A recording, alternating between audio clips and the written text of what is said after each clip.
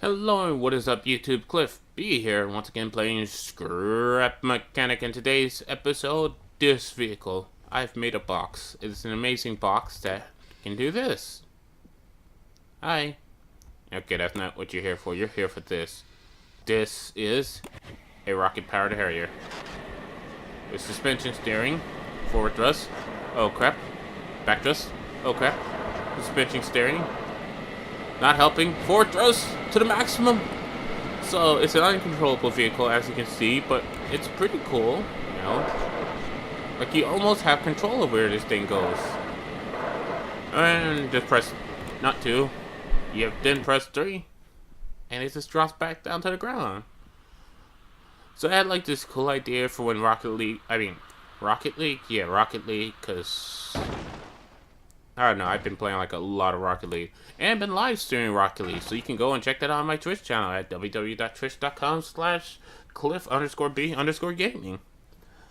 If you are a person who likes live streaming, I don't know if anybody likes live streaming. I'm just trying it.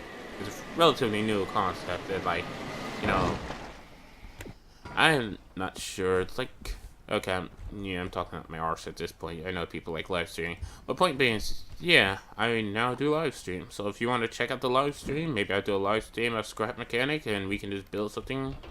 Or I can show you the building process. Up to you. But yeah, this is a rocket carrier. As you can see, it looks plain as all heck. Kind of boring, but that's only because this is like a prototype. It doesn't really work that well because, once again, I'm using rockets, and rockets are uncontrollable. Gosh. I just wish there was like something like, you know, and I'm not sure if you guys play Robocraft, but it was like the hover blades where you put on your vehicles and they'll make them hover like a certain distance. You can press a button, they'll hover higher or lower depending on the weight of your vehicles and how many you put on your vehicles. I would like something like that in like Scrap Mechanic. Yes, this front window here, so I can completely ignore the fact that I have a door right here. Shut up.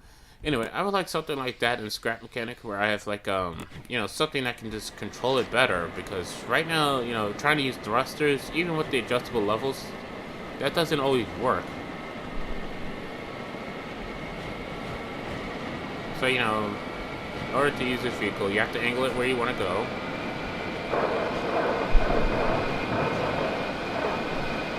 For some reason, it balances itself out. Like, when I do this, it just goes and starts balancing itself out. Okay.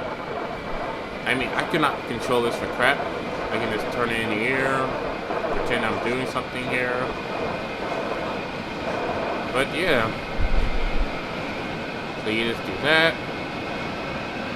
I'm gonna go over to this edge of the wall. I'm gonna straighten myself out, turn the front thrusters off, spin the vehicle, and turn that to upwards position, turn that to downwards position, and turn them off.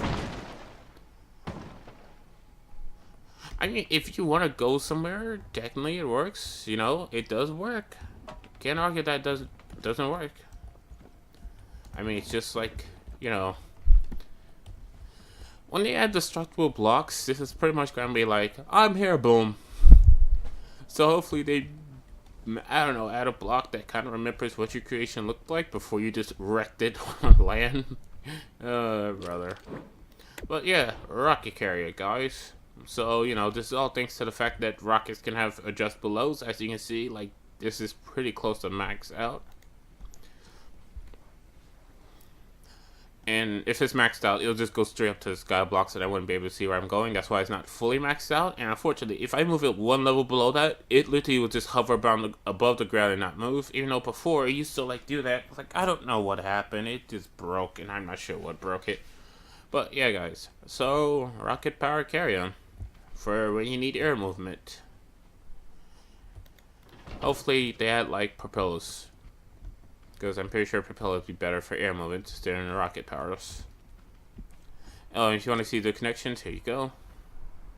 So as you can see, there's like 4 switches on the bottom. I try to make it as evenly as possible to distribute the weight, but that just failed horribly miserably. Don't know why. But anyway,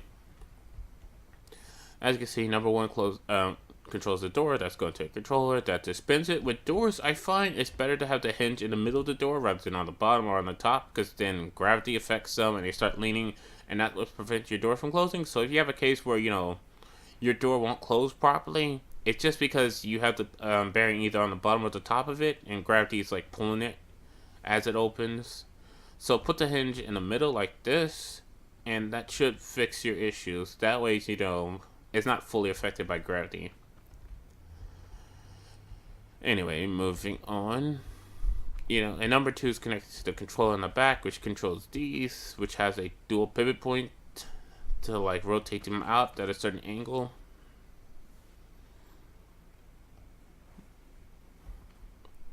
Because I'm so nerdy. Then number 3 does these thrusters here in the back, and number 4 does something. Oh, number 4 does the engine in the front that corrects my spin, and I just press W for the counter spin. Like basically I press W go forward and I press 4 to counter it. In all honesty, I should just have them both connected to the seat itself. And that way it should like stabilize when I'm flying, and that should allow me to like fix the issue. Like, I don't know, let's try that. I doubt it will work, but hey, nothing ventured, nothing gained. So let's take that off. In fact, let's just do this. Alright, that doesn't sever connection with switches. So let's do this. That should separate it from the switch. Let's connect it to that. Now the thing is, I need to get up here, so 1 minute. Just put the lift down. Let's go up. Yeah, I always forget how high this lift can go. And now let's see. This needs to be less power than my forward thruster. Oh, they're equal power. And the reason why it needs to be less power, because if they're equal power, the vehicle will not go anywhere when it's in the air. So it needs to be less power, so it can overpower the front engine, but not by much. I'm just making this up as I go, because physics is not really my strong suit. But let's go forward. Let's turn this vehicle. Let's boost our way forward. I'm not sure why it always turned to the left. Like, look at this. It always gravitates towards the wall. We're going to hit the wall here. Boom. And there we go. And now, using the wall to adjust our status. Oh, we bounced off the wall. Let's just propel the vehicle forward. There we go. We're going forward. I'm not sure what's up with this. I don't know why my keep from the spin in the air like that. Rather turn off the jets. Let's let this sail to the ground. Turn the jets back on. Come on, lift the front of the vehicle. Lift the front of the vehicle. Lift the front of the vehicle. You know, I'm just gonna leave it like that. I don't even care, you know? Like, I'm just gonna press this button here. Oh, crap. I wanted to leave it on the wall. I pressed the wrong button. I am sorry, late YouTube. But anyway, guys, that's gonna do it for this episode, because this thing's a failure of massive proportions. There we go. And with this thing, like, pretty much at the weirdest angle ever, I'm just gonna leave it here and say, you know, if you like this, please be sure to subscribe and like the video. I am Cliff B. I'm signing out. Bye, YouTube.